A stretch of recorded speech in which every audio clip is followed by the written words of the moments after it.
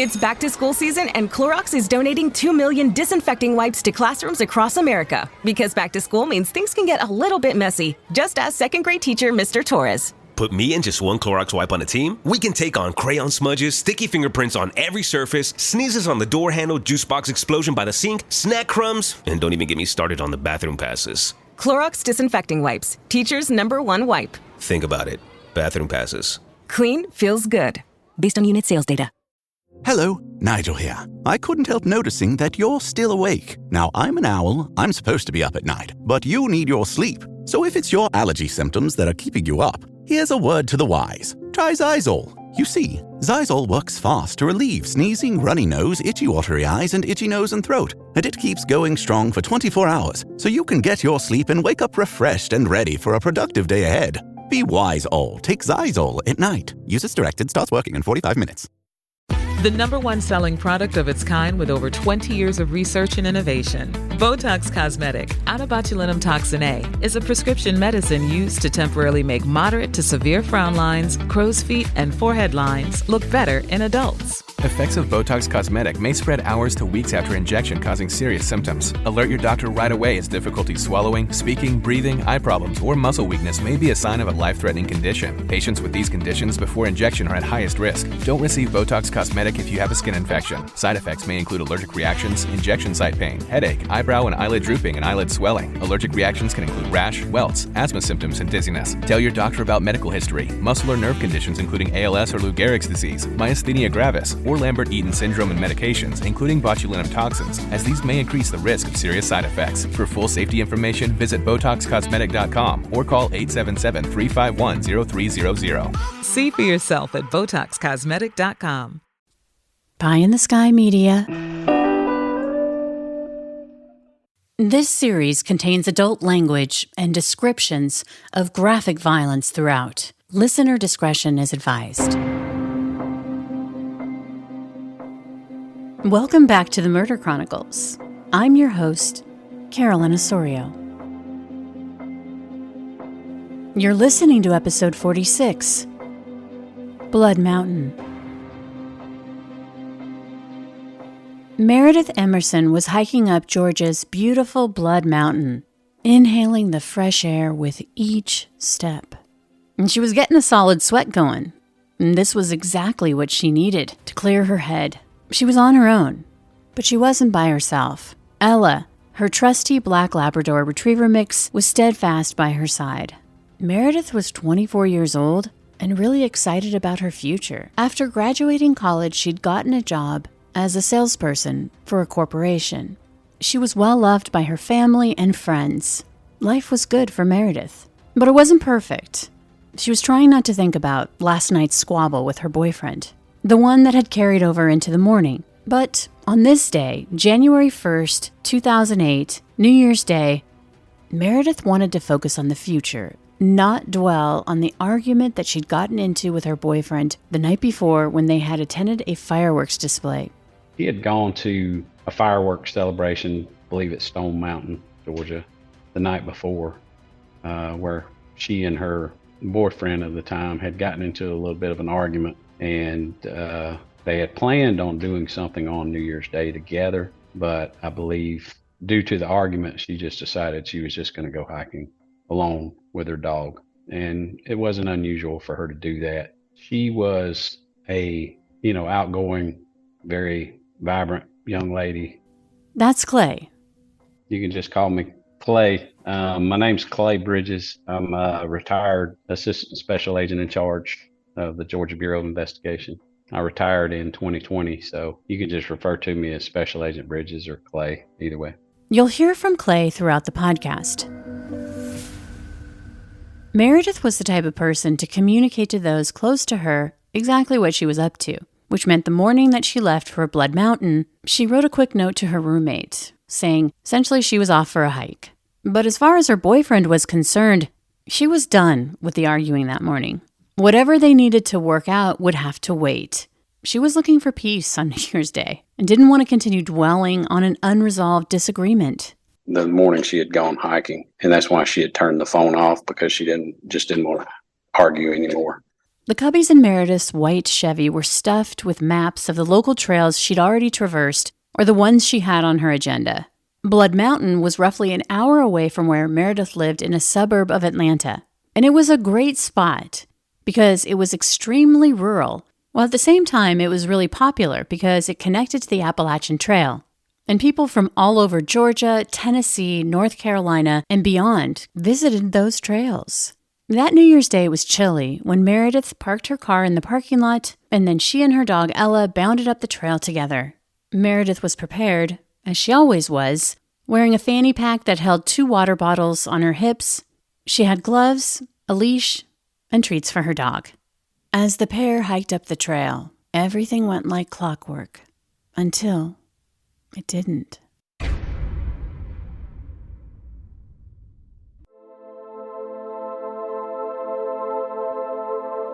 Actually, nobody really knew that she hadn't come home that night because she had left a note the day before, and I believe her roommate had been gone all night the night of the 1st. So when she comes home, she thinks that she's probably in her bedroom still asleep. Meredith's boyfriend hadn't given up on calling her, but every time he did, it instantly went to voicemail, which didn't raise alarm bells for him because they still had that unresolved tiff. But when Meredith didn't show up for her scheduled shift at work, her roommate was contacted by a fellow employee who was worried about her. Meredith fails to show up for work, so her work starts calling, looking for her, because it's very unlike her not to show up for work and not call in. Everyone close to Meredith was on high alert. They knew this wasn't like her. She wasn't the type of person to leave a note saying she was going for a hike and then never come home. So very quickly, friends got together and began looking for her. Basically, her friends and some of her family and her boyfriend began looking for her. And he knew where she frequented, that she liked to hike. And I believe the second place he checked, he found her car. And this was on the 2nd, January the 2nd. The boyfriend would leave a sticky note on the window of Meredith's car. The note was a frantic scrawl that said, "Don't leave. I'll be back." He wrote that just in case she showed up at her car. In the meantime, a missing persons report had been filed, and right away the local sheriff's office for Union County was on the scene.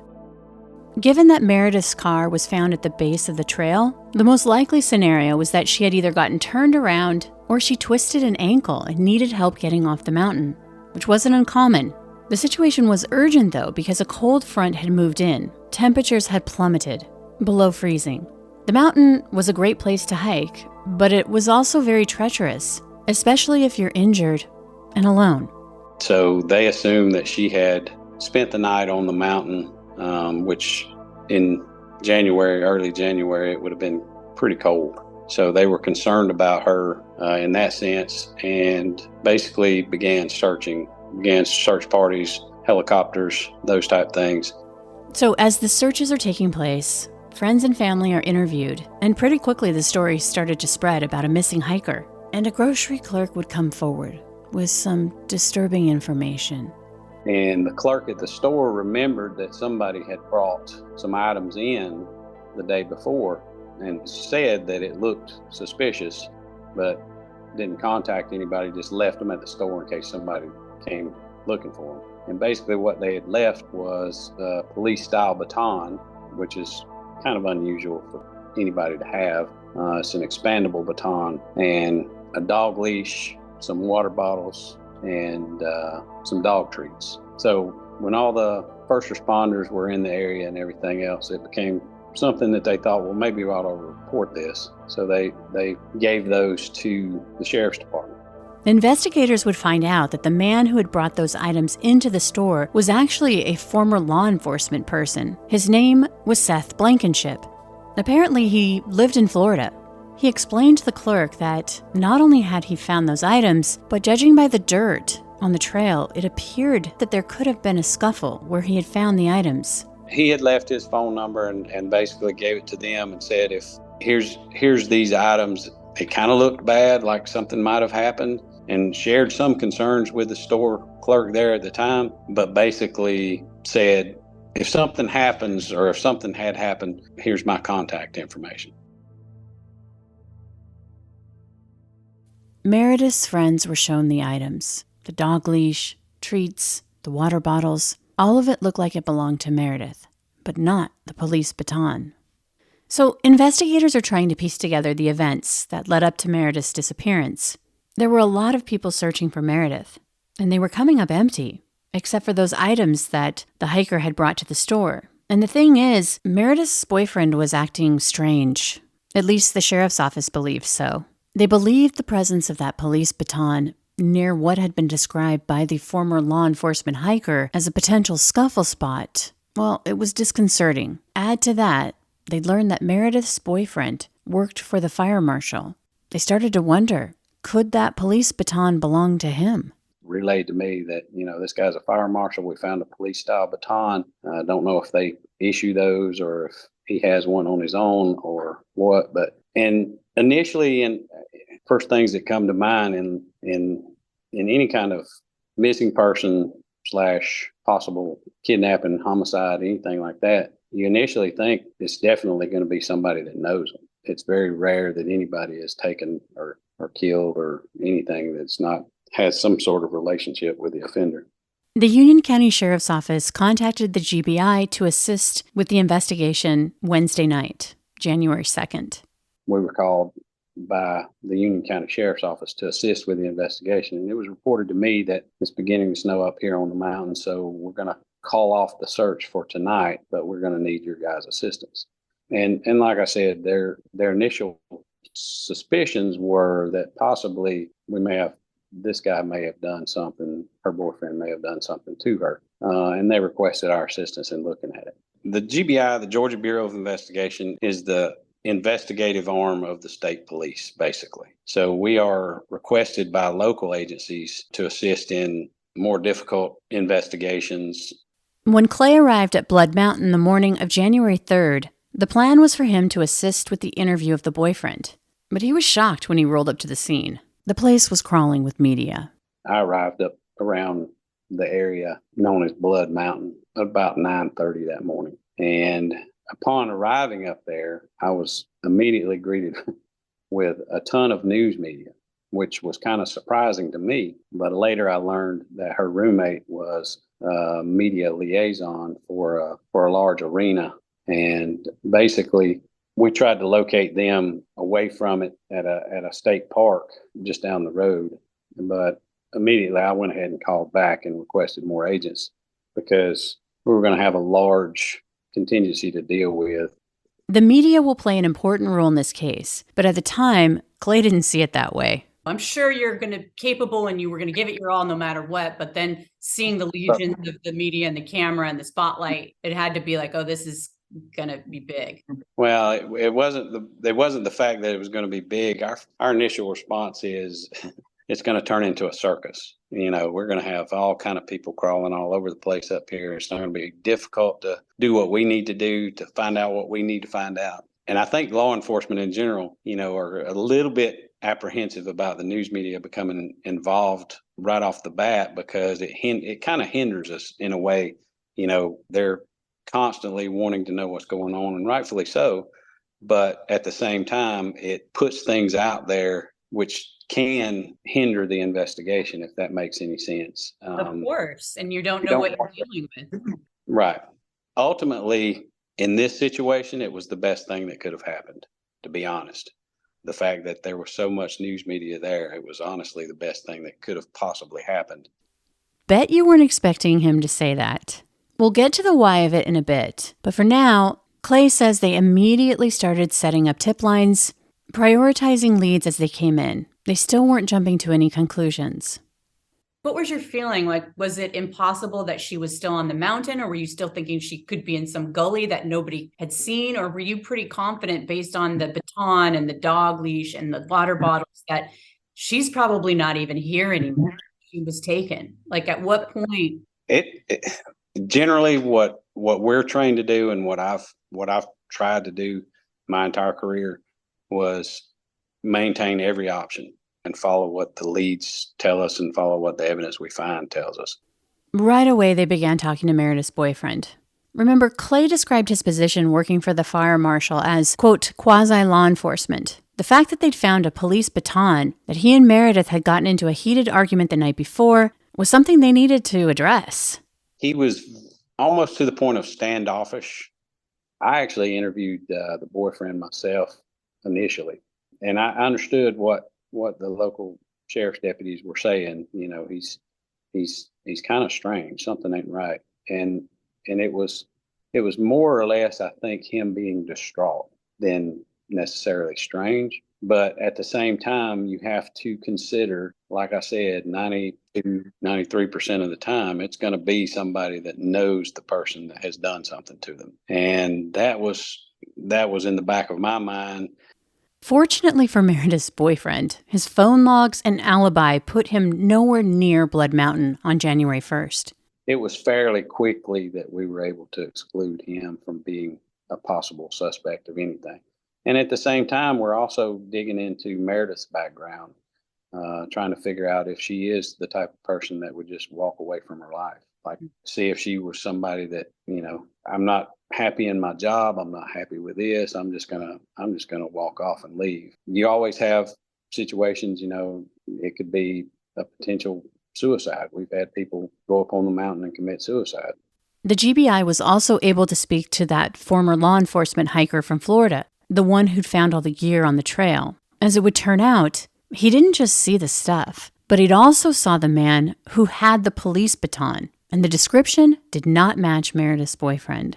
And he knew who had the baton. He actually didn't know who he was, just described him to us. You know, mid-50s to early 60s, white male, missing teeth and disheveled looking. And he recalled that he had duct tape on his shoes, which was kind of odd, but he also had a lot of high-end hiking gear, that type thing. And then he had either a Irish setter or a Labrador retriever, some reddish-looking brown dog with him. He gave us that information. Get ready for back to school with H&M. From mix and match basics to new denim styles, find their favorites for in and out of the classroom at your nearest H&M and on hm.com. Leading a business today means constantly adapting. On the Executive Insights podcast, brought to you by AWS, global leaders share how they're making tough calls, testing bold ideas, and putting innovation into practice, generative AI included. If you're looking for real stories behind what's working, this is it. Subscribe to the Executive Insights podcast today, available now on all major podcast platforms.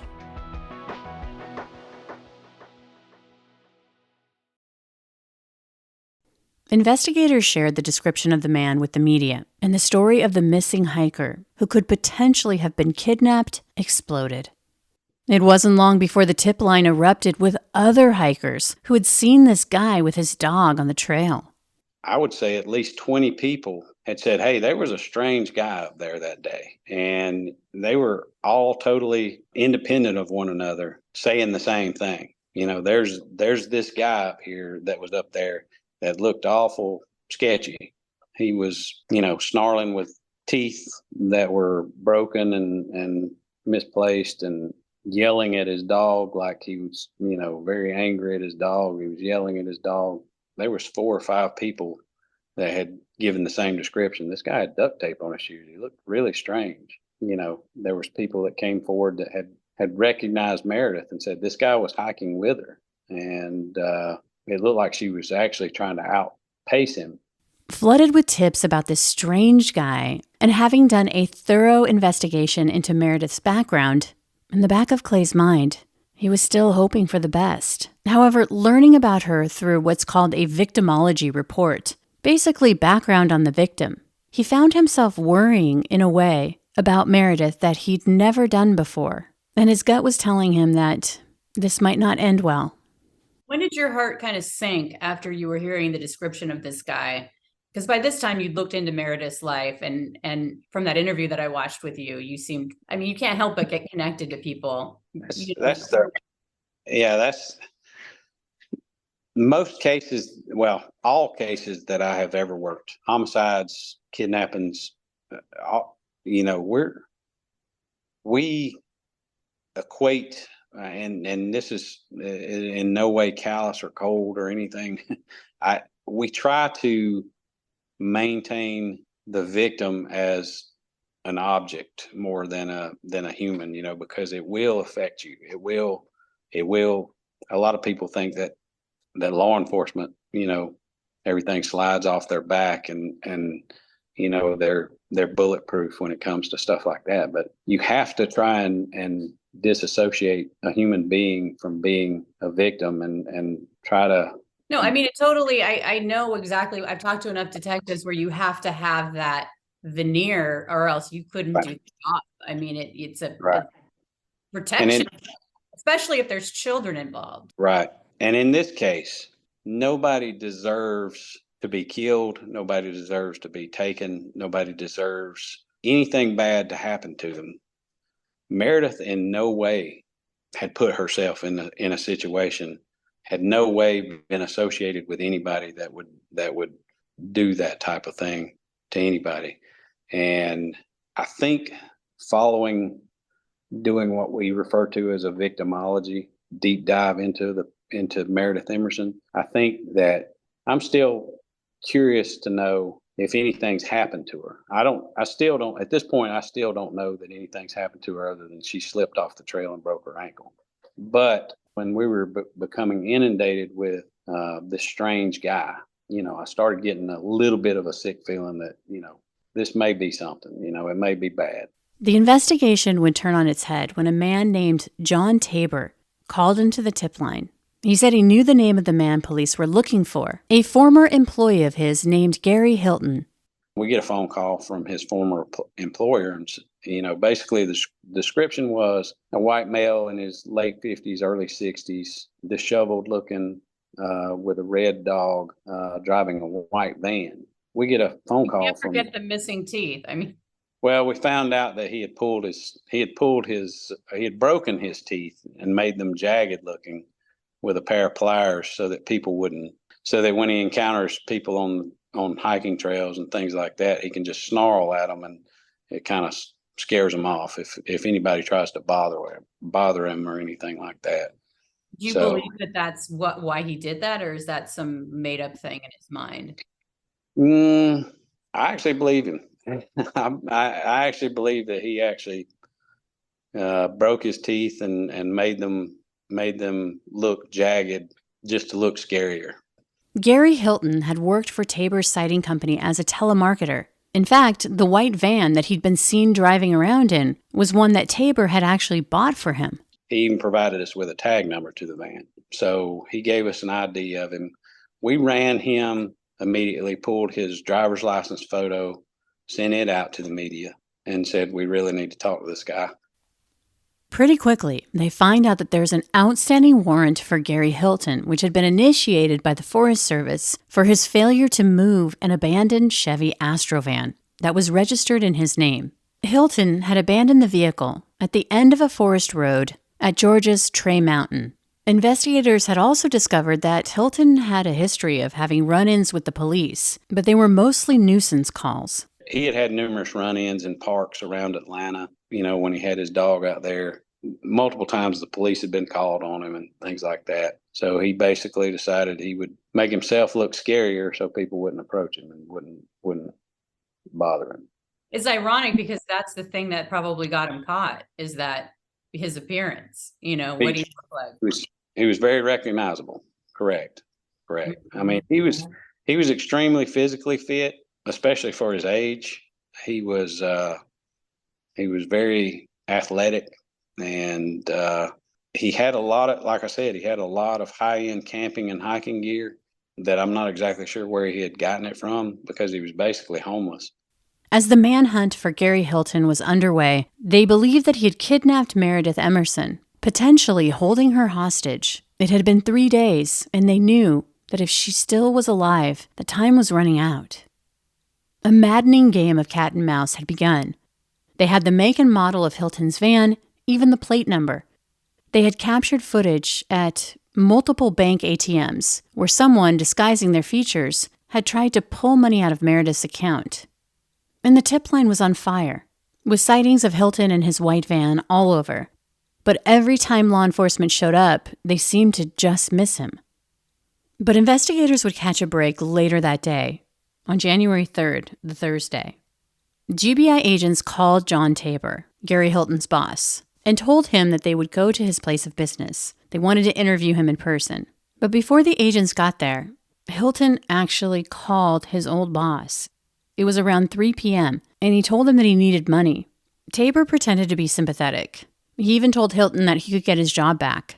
But when he got off the phone with Hilton, Tabor didn't call the GBI agents to let them know that he had just made contact. He calls Mr. Tabor, but, and Mr. Tabor has already called us to say, this is who you're looking for. But yeah, when he gets that phone call, we don't get a phone call that, hey, he just called me from this number. And that's not, I don't know if he thought, well, the agents will be here any second and I'll be able to give it to them then. But it's probably maybe an hour and a half, almost 2 hours later, the agents that are going to his location contact him and say, hey, we're getting close. Are you going to be around? We need to come talk to you. He says, yeah, I'm here. And he says, oh, by the way, he called me about an hour ago. And so we get that phone number, and it's from a huddle house in Marble Hill, Georgia, which is probably maybe 30 minutes from Blood Mountain. The Huddle House is a restaurant, and within minutes, investigators flocked to it. But by then, Hilton and his van were gone. And so was their chance of rescuing Meredith. The next day, on January 4th, a sharp-eyed patrol officer clocked a white van. By then, every law enforcement agency around the state knew about the missing hiker, who was believed to be abducted by an older man driving a white van of which they had the plates.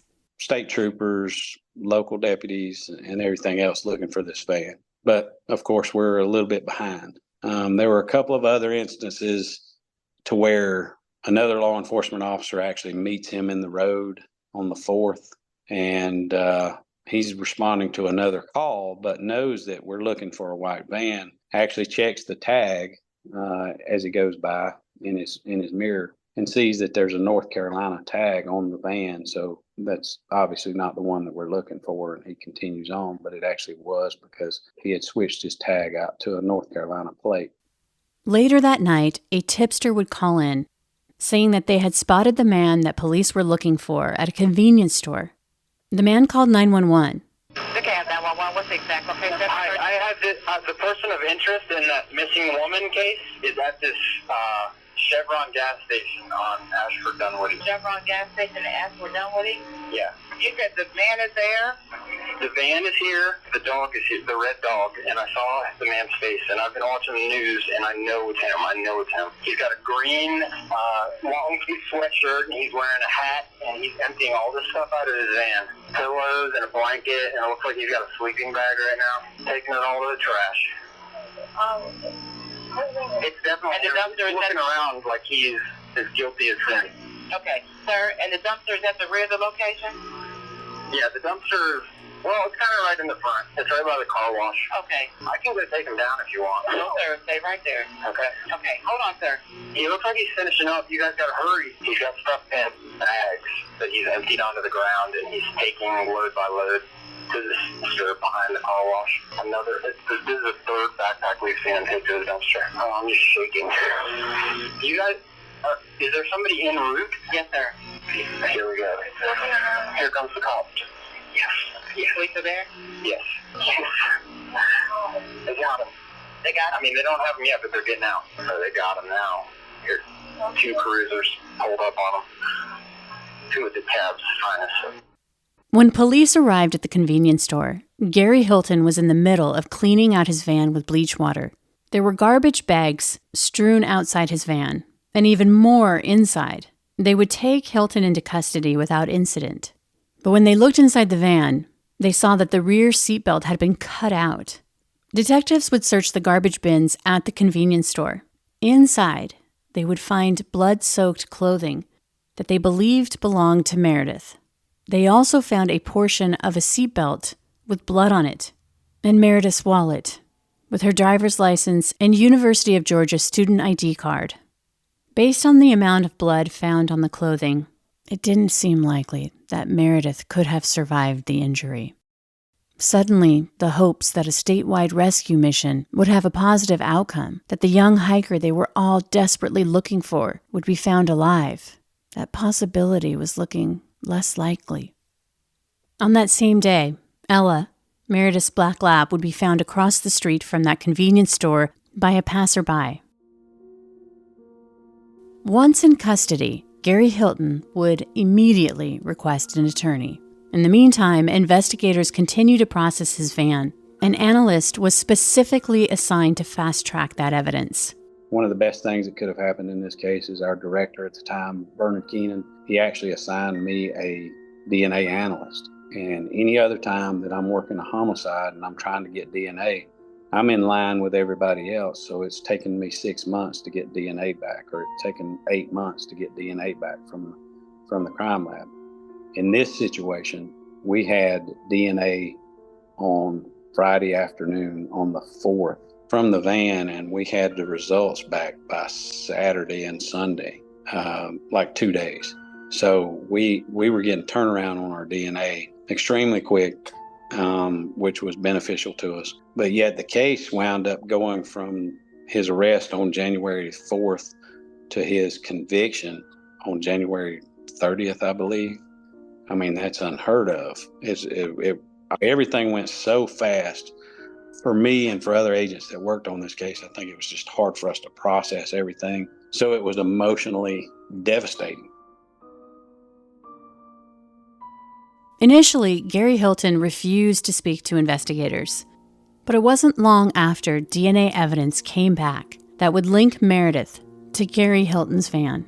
And we could talk to the attorneys, and we basically explained to them, we need you to explain to him, we've got him dead to rights on kidnapping with bodily injury. We had Meredith Emerson's blood in his van. So basically, and a lot of evidence that he was disposing of in the dumpster when he was apprehended, as well as where he had made a phone call from in Forsyth County. But ultimately, with explaining that to the attorneys, we told them that we would take the death penalty off the table if he would give us a truthful account of everything that had taken place.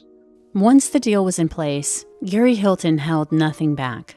Clay says that experience of listening to his confession was indescribable.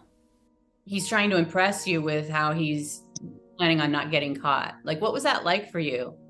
That's something I've never experienced. I've never met anybody who absolutely has zero remorse, but also, thinks that I should be impressed by him.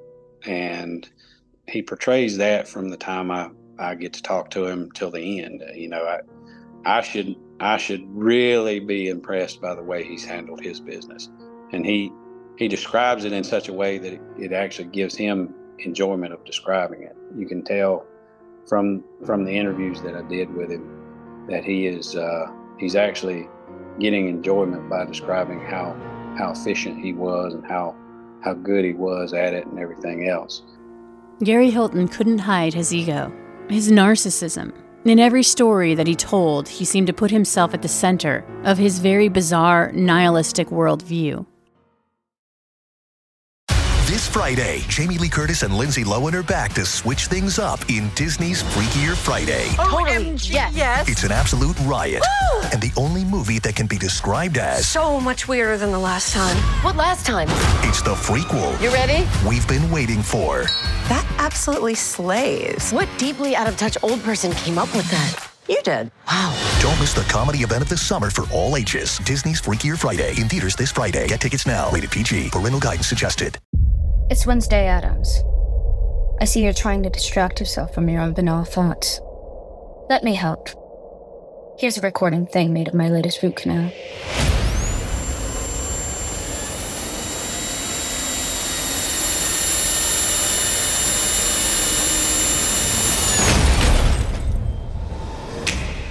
Wednesday, Season 2, begins August 6th, only on Netflix.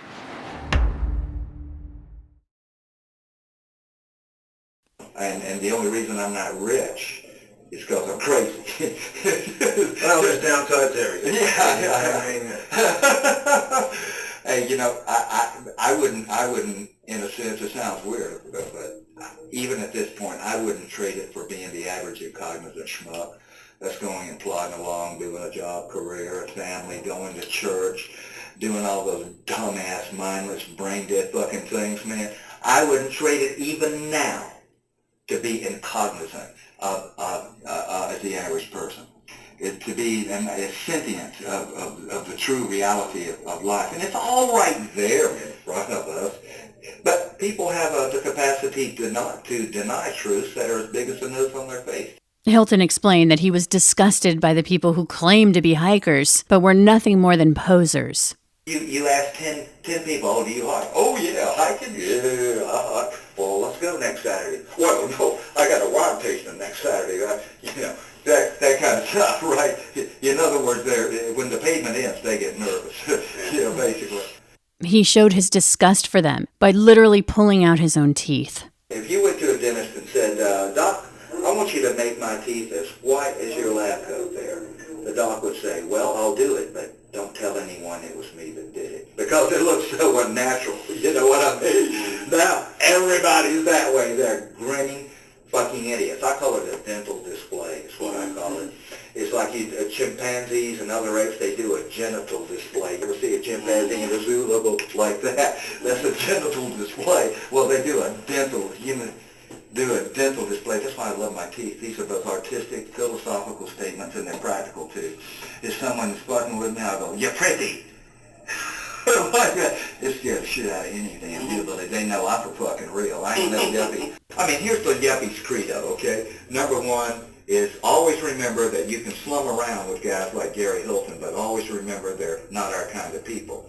Number two, never ever be impressed by anything that anyone has done unless they got a whole lot more money than you do. Okay? That means if I go and climb Mount Everest, that means if I'm the super mega stud of studs, don't be impressed by me unless I have a whole lot more money than you do, than he does. And number three, don't ever let the people have a cut of the pie. Okay? Keep them down where they belong. Keep them wage slaves. Hilton's ranting monologues, one topic after another, would prove to be fruitful, as they were psychological breadcrumbs for profilers to analyze. But Clay says his main objective was to find out what happened to Meredith on Blood Mountain, and he steered Hilton back in that direction, who told him that he'd used his golden retriever to get close to Meredith. Even though Meredith loved dogs, she was absolutely wary of the 61-year-old human, and it wasn't hard for her to drop this unwanted hiking partner. She gracefully maneuvered out of the situation by leaving him in the dust. He just couldn't keep up with her pace. She probably hoped that would be the end of it, but this was just the beginning. How could she have known that he was a twisted predator who loved hunting human prey in the wilderness? But anyway, it's a good place to hunt in that you have a huge selection. But it's a bad place to hunt in that you because they have a lot of people. So the way you would do it would be to lurk in a blind, so to speak, off the trail, observe with binoculars, and lurk. Hilton knew that at some point, Meredith would have to come back down the mountain, so he camouflaged himself within the forest, lying in wait until he heard Meredith and her dog coming down the mountain trail. Then he pounced, brandishing a military-style knife and a police baton, snarling those wicked-looking teeth as he demanded she hand over her ATM card. And what he didn't know, was too full of himself to plan for, was that Meredith had a black belt, and she wasn't going down without a fight. Basically, he produced the knife, told her, hey, move down to your car. I'm wanting your card and your PIN number, and that's it. And she didn't hesitate. She basically grabbed the knife by the blade, disarmed him, took the knife away from him, began fighting him. He tried to pull out his baton. She disarmed him of that. And basically, it was a fight for probably 10 minutes. During Hilton's confession, Clay would call out how close Meredith had come to besting Hilton, even though he had the element of surprise and weapons. Because as you said, she almost whipped my ass. You said, didn't you say, I bet that 120-pound girl almost whipped your ass? She almost whipped my ass. She damn sure did. I lost control of both of them, both the knife and the bat. Showed her the knife, grabbed the fucking, it's a bayonet, so it's dog shit anyway. All it is a spike to stick with, you know, it's not a slasher. Grabbed the bayonet, and somehow I lost control of the bayonet and lost it, period, and it went down. I pulled the bat, deployed it, grabbed that. I mean, it was not my finest hour. It was not my, I mean, I'm better than that, I am, but I found out she was a fucking black belt. Hilton would get the upper hand when he landed a punch to Meredith's nose so hard, he broke his hand. When he first got apprehended and carried to GBI headquarters, and I went down and attempted to interview him at that point, I noticed that he had multiple bruises, multiple defensive wounds. He had a gouge mark in his nose that almost required stitches. I mean, she had taken her fingernail and basically tried to rip his nose off, I think. But he looked worse for the wear. He had a broken hand. There were several injuries to him. So in an effort to try and get him to talk, I actually made a statement to him that I bet that little 120-pound girl nearly whipped your ass. And he kind of looked at me, but he didn't want to talk. Later, he told me that, she almost got it. She almost got the best of it. Even with a broken nose, Meredith continued to fight, up until the point that he threatened her with a gun. He only gained control of her by convincing her that he had a gun, too. Don't make me shoot you, type thing. And she basically stopped fighting at that point, and he had moved her away from the trail and actually around the side of the hill to where she couldn't be heard or seen, supposedly, and tied her to a tree. He actually goes back and sees Mr. Blankenship collecting the items. He's hiding in the woods and sees him collecting the items. And he thinks that by the time he gets her down to the car, the police are going to be there. So he actually waits till almost dark to take her down to the car. That was another incident that, may have changed the course of the whole thing. But he would have called the police right away. Correct.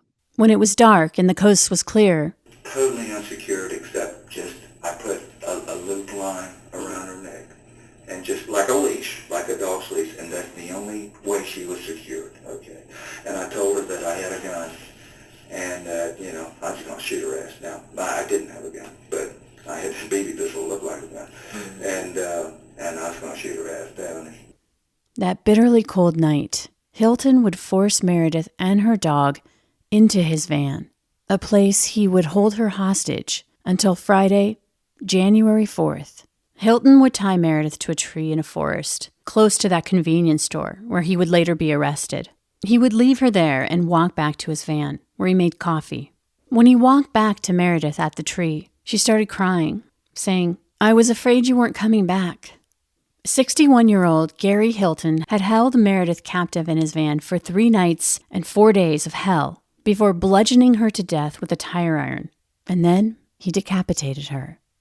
He had taken her into the woods, chained her to a tree, and left her and went back and made coffee and had sat around his van like he was camping and waited to make sure nobody was coming.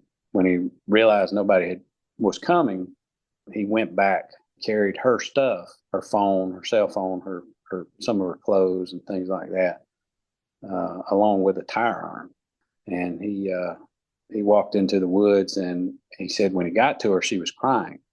And he asked her, "What's wrong? What's wrong?" She said, "I was afraid that you had left me." And he chuckles at that point when he's telling me about it. And he says, "She thought I had left her there." And so he tells her to lean up. No, I'm letting you go. I'm letting you go. He says, "Lean up and I'll unchain you. I'll unlock the padlock. See, I got the key." So she leans up to let him unchain her, and he takes the tire iron, hits her in the head.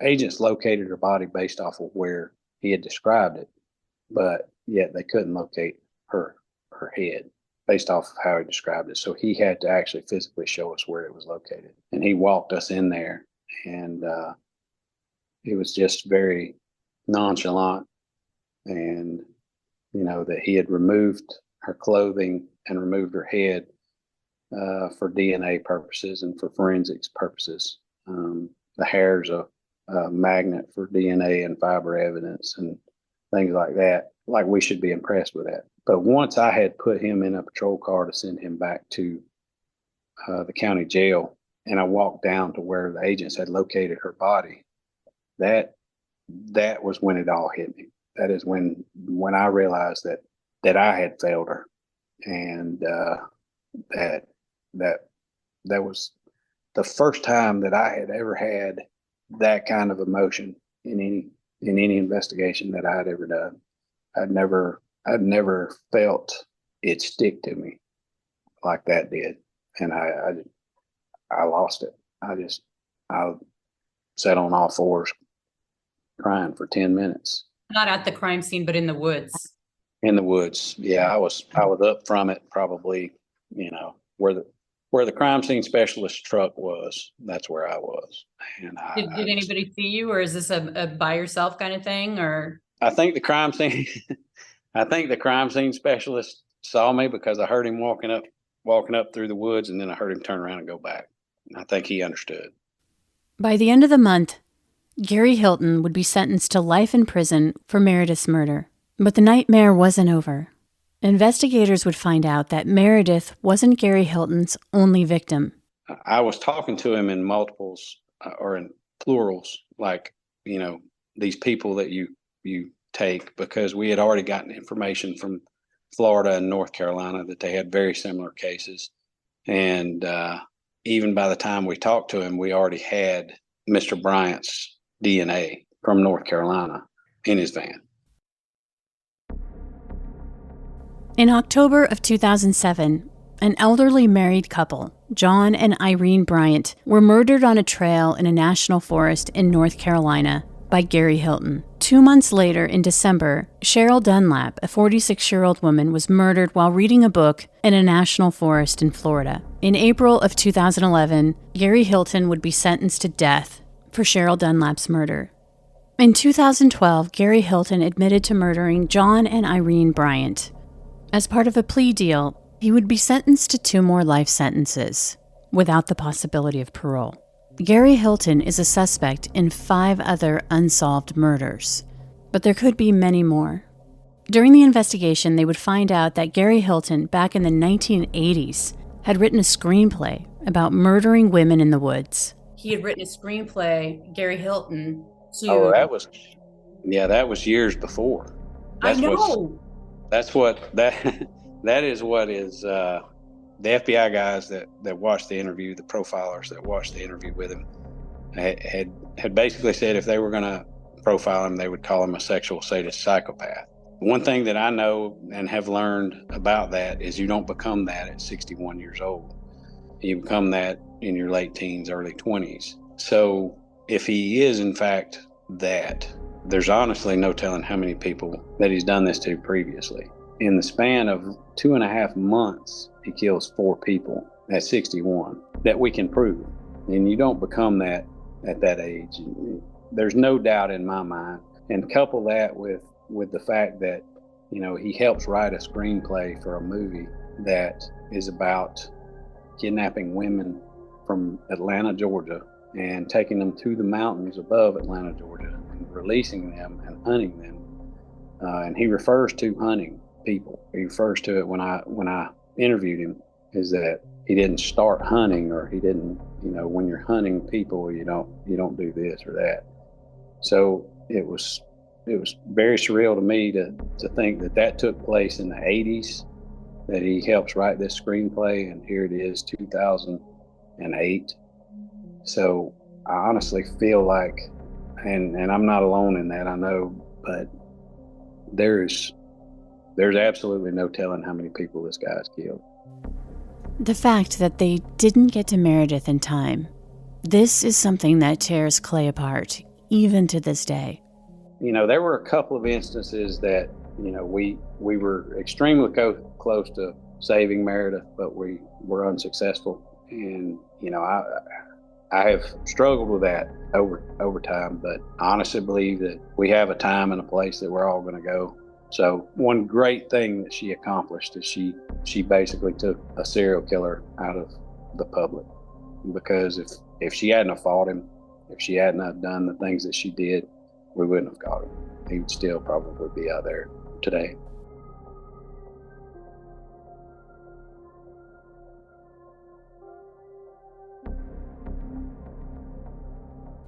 The Murder Chronicles is a pie-in-the-sky production recorded live in the beautiful Pacific Northwest. We are produced by Brandon Morgan and myself, music by Soundstripe. For Pie in the Sky Media, I'm Carolyn Osorio, your writer and host. Thanks for listening.